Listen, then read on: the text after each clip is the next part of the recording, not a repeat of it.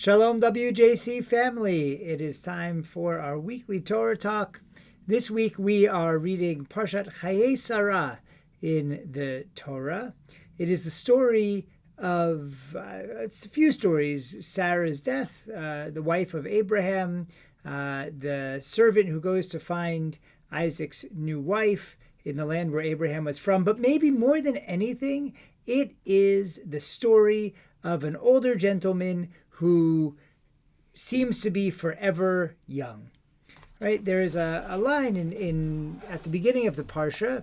We read that in chapter 24, verse 1, Abraham was old, well along in days. Baba Yamim, he had a lot of days. And the Lord blessed Abraham in all. The Lord blessed Abraham bakol, with everything. And by the end of the Parsha, this older gentleman, Abraham, has a new wife, has purchased some land in the promised land for his former wife, since he's a widower now. And he has found a wife, or had a servant find a wife for Isaac, and he starts having kids again, 6, 7 kids. What gives? By the way, how old is he? 137 years old at this point. 137 years old. He's still got a lot going on. So what is this secret? How is Abraham able to continue forward even at this older age? Not that I think any of us should plan on having children at 137 years old, but if we take that as symbolic of what the Torah is trying to tell us, something has kept Abraham going in a way like we maybe couldn't imagine. I want to share with you a conversation I was having with a colleague just the other day. We were talking about, I can't remember what, maybe I yawned and I said, I'm just so tired. It's because I'm getting old. And she chastised me and she said, no, you're not getting old, or you're not tired because you're getting old. She said, I hate when people say that. You know, young people get tired too. They get very tired. We work hard. We, have very busy lives, and so we're tired. But when you tell yourself it's because you are old, then you are playing into it and making it harder and harder for you to continue to accomplish and do things. I thought this was such a wise context, and it made me think of what we learn here about Avraham. Right? It says Avraham was old, that he was blessed bakol. He was blessed in everything.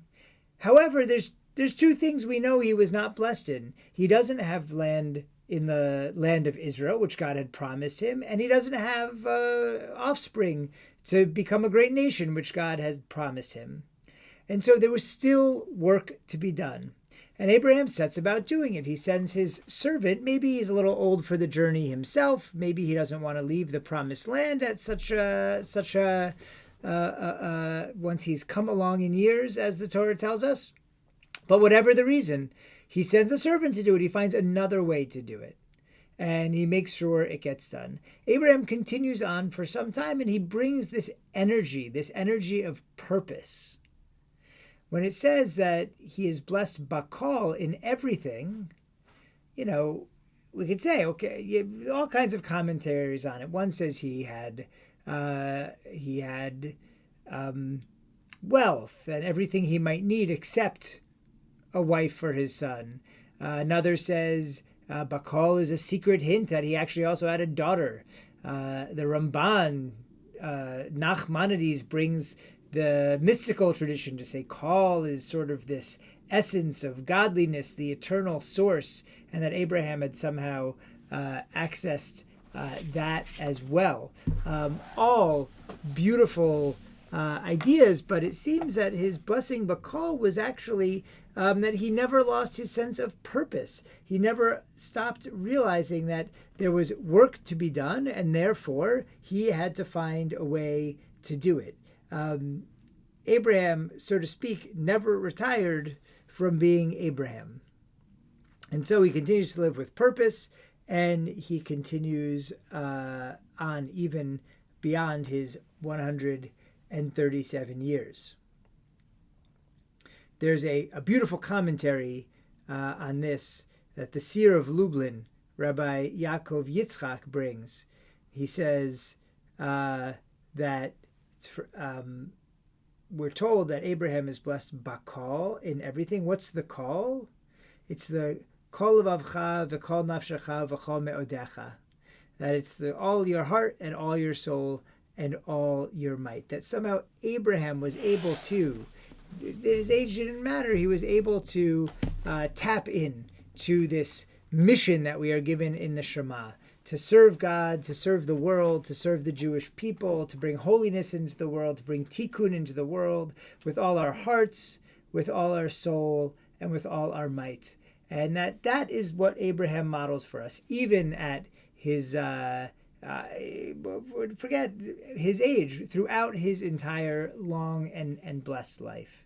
So what then for us is the secret to eternal youth? Well, it's to also find that sense of purpose for ourselves, to understand what is our tafkid, and to move through the world, making it better, not only for us, not only for other Jews, but for all people. It is to understand that we have talents, gifts that God gave us and gave no one else, that we have our own call with which we are blessed. We are blessed bakal. And that with that sense of purpose, with that sense of heart, with that sense of spirit, with that sense of strength, that we too have a tafkid. And God built us the way we are. We are supposed to carry that tafkid as long as we can. And as long as we do and have that sense of purpose, that we too can hang on to a youthful energy, even if our time in this world is getting longer and our bodies are changing in ways we may or may not appreciate.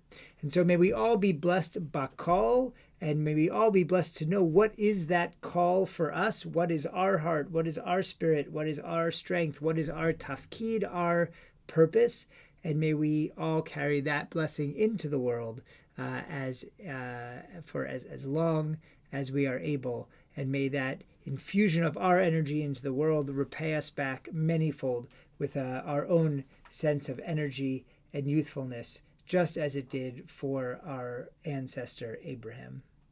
Wish you a Shabbat Shalom.